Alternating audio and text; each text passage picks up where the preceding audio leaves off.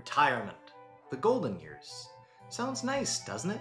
But for a small business owner like yourself, it might feel less like gold and more like a labyrinth. Every article, every website just throws more acronyms at you. SEP, Simple IRA, 401k, and it's like they're speaking a different language. As a certified financial planner working with business owners, I've lost count of how many times I've heard some version of "my business is my life."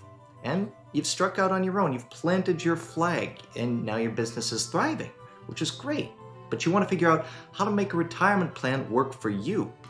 Now, the idea of setting aside money decades from now into a black hole of regulations and fees can seem overwhelming. And honestly, it's a little scary. What if you pick the wrong one? What if you miss out on something better? What if you end up being locked into a plan that you don't have a need for years from now, or might be completely different from where your goals are at that point? Hi, I'm John Norberg, and in this Financial Prof video, we're going to talk about the challenges you face as a small business owner looking to select the right retirement plan, and talk about 3 solutions to this problem. So you've asked friends, other small business owners, and everyone has a different opinion of what a retirement plan is and what's best for you, right? I know of a client who runs a great medical practice who swore by his SEP or SEP IRA. They said it was easy to set up, really liked the high contribution limits. But then I've also known plenty of entrepreneurs who opted for a 401k and the flexibility around it. It's kind of like trying to bake a cake with 5 different recipes open at once. So there's the question of employees that we haven't even talked about too, right? Most businesses start off with the owner and maybe one employee, oftentimes a family member, say a spouse for instance, and then maybe slowly grow from there. So what if you do grow? And what if you hire many more people down the line? Does the plan you choose need to have everything set in place? And will it limit you if you end up choosing something incorrectly? What about matching contributions? Sometimes it almost feels like you need a crystal ball, right? And taxes, let's not forget about those. There are tax implications for almost anything these days. Tax-deferred growth, deductible contributions, it all sounds good on paper, but how does it actually translate to your bottom line? And if you're like nearly every business owner that I know, you want a plan that makes sense for you, for your business, and for your future. Something that's straightforward, something that's flexible and financially smart. But where do you even begin to untangle this mess? So to answer this question, we're going to talk about 3 different options for retirement plans, right? Each one has their own set of advantages, but hopefully by the end you'll have a better idea of which one is potentially right for you. And in fact, one of the reasons I really like option 3 is because it helps with the problem that I hear about all the time from the small business owners I work with, which is I pay too darn much in taxes, right? So first, why would you even want to offer a retirement plan? Well, after all, according to Pew Research, 40% of small business employers don't even offer retirement benefits, so you'd be in good company in that sense, right? And the reason that they don't offer these benefits is in part because a plan costs these employers money and often involves consulting with financial professionals to administer and maintain and review the plan and its investments. And it can also involve risk for employees. And not to mention, if you have high fees on that plan, it can really cut into not only your employees, but also your own returns, meaning what you're going to end up having in retirement potentially.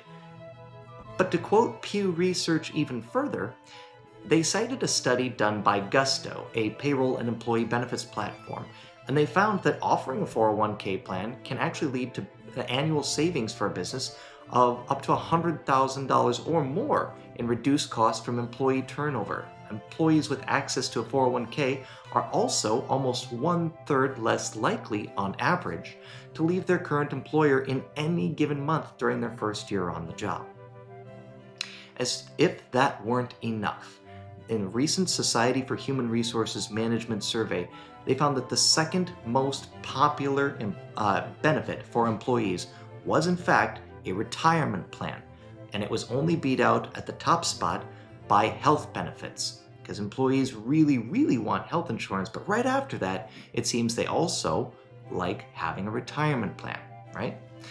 Now, one of the primary reasons that business owners never implement a plan despite these clear advantages is that they don't know where to start. So with that in mind, let's go through a trio of options here and maybe help clear up some of the confusion. So first, the SEP or SEP IRA. It's incredibly simple to set up and administer. You can contribute as an employer and the contributions are deductible. Now, the beauty here is the high contribution limits, up to 25% of your net self-employment earnings to a maximum of $70,000 per year for 2025. It's ideal for businesses with one or maybe just a couple of employees, right? Now, if you anticipate growth down the line, you might look at the simple IRA, especially as your business does continue to hire on employees. It's a little bit easier to administer than a traditional 401k and allows for both employer and employee contributions. So now rather than having the sole burden of contributing yourself, your employees can also participate in the plan through their own contributions, right? It's kind of a good middle ground. Finally, the 401k. This is a plan where you can contribute in two capacities, again as the employer and as the employee. And you can make elective contributions of up to $23,500 for the year 2025. And if you're better than the age of 50, then you can do an additional $7,500 on top of that for a total of $31,000. Now, if you're between the ages of 60 and 65, you can even do a little bit more on top of that.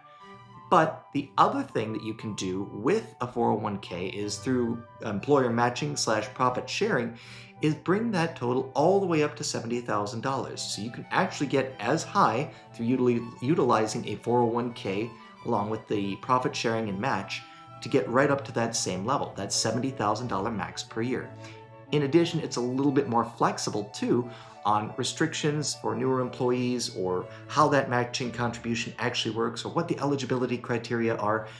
It's a really nice tool, but it does come with the trade-off that it is going to have a little bit more administrative burden. For instance, you have to file a Form 5500 and you might have to go through certain testing with a 401k.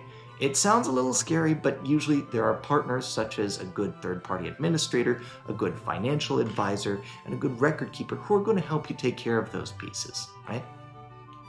The key is understanding your business's current state and your future financial goals.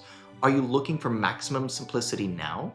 Do you anticipate hiring more employees as time goes on? Or your tax situation? Again, taxes are going to play a huge role in this as well. It's going to decide or help you determine what deductions might be best, Roth versus traditional, etc., right? It's not about finding the one best plan for you. It's about having an eye on what's best for you right now and then journeying towards what the future looks like with an eye on where you want to be. So let's go through an example, right? Here's what a common path might look like. Let's say we have a business owner and let's call him Dr. Jones. And Dr. Jones might start off with an SEP or SEP IRA, right? As he gets his practice started, when maybe it's just him seeing patients and maybe another employee, perhaps a nurse / admin employee who might be part-time, might be full-time. Dr. Jones really likes the fact that he can skip contributions in any given year since it's just him funding the plan, right? But he also likes that he can max fund it all the way up to that $70,000 per year if he has a good year. Now, as time goes on, maybe he decides to hire on a couple more employees. The downside is that he is the only one funding that plan, meaning that if he wants to, let's just say, in a year where he makes, for easy math, $700,000 in salary, and he wants to fund the full $70,000 into that SEP IRA, he's going to have to contribute 10% of salary to get there, right? 10% of 700K is 70,000, so he'll have maxed out his plan. But then, for any eligible employees, he's also going to have to contribute that same 10% amount. So an employee who makes, let's just say, $70,000 themselves and wants to also participate in the plan is also going to have $7,000 put into that plan because 10% of $70,000, that employee's salary, must be contributed because 10% is what Dr. Jones put in, right? So Dr. Jones, after reaching that point, might decide after doing this for a year or two that the burden is a little on the high side and he wants his employees to have some skin in the game. So this is where he might look at a simple IRA. A simple IRA allows the employees to also contribute, right? And he can decide if he wants to have a non-elective match. In other words, if he wants to put that match in, whether they contribute or not, in which case it's 2%, or he can decide to do a 3% dollar for dollar match. And in that case, he can also skip that match in 2 out of every 5 years, which is great if the business has somewhat fluctuational cash flows. This is really nice for some employers, for instance, in the, let's just say, food service industry, which can be very cyclical, that they can skip the match if the business has a really tough year and they aren't able to quite make that cash flow work. That's one of the benefits of the simple IRA. Now, if Dr. Jones doesn't like the lower contributions of the simple IRA, which is the trade-off there for that simplicity, right? Because in the simple IRA, you can contribute 16.5K per year or an additional 3.5K if you're over the age of 50. He might decide, you know what, I want to go right to the 401k because that has higher contribution limits and more flexibility. Again, the trade-off being that you're going to have a higher administrative burden. With the 401k, you can contribute $23,500 per year. Or if you're over the age of 50, you can contribute an additional $7,500 for a total of $31,000. Now this is before Dr. Jones matches himself anything into the plan. So if he has a match on there, which by the way with the 401k is technically not required that you have a match, but if you do have a match on there, you can match yourself up to a certain amount, and between that match and oftentimes combining it with a profit sharing plan, which is exactly what it sounds like, a way for the employer to share profits potentially with the employees as well as of course himself or herself, what you can do is max that plan all the way out to $70,000 between your contributions as an employee and contributions from the business through both the match and the profit share. So again, you can get all the way up to that same number you can with the SEP IRA, but you're also going to have the employees have some skin in the game because they're contributing in order to get the match potentially if you have it set up that way. And in addition to that, you have more flexibility around what kind of restrictions you can potentially put on there to help prevent turnover and also to continue to motivate the employees to save for their own retirement in that way, right? Because you're not the only person putting the money in at this point. You're not the only one shouldering the burden for those contributions. The employees now can participate as well. So that's the 401k. And maybe Dr. Jones decides to choose that after, getting past a half dozen employees or so. I see it at different stages. But a common reason is because you've got at least a few employees beyond just that initial one or two, and you want some more flexibility than what the SEP IRA can offer, oftentimes meaning that you want the employees to have the ability to contribute as well. So at the end of the day, retirement savings for Dr. Jones is a journey, just like it is for any small business owner. Here at Norberg Wealth Management, we can set you up with a plan that fits your needs now and then revisit it regularly as your journey evolves. After all, we don't want you to feel like it's a labyrinth, but a path, and we'd be honored to be on that path with you.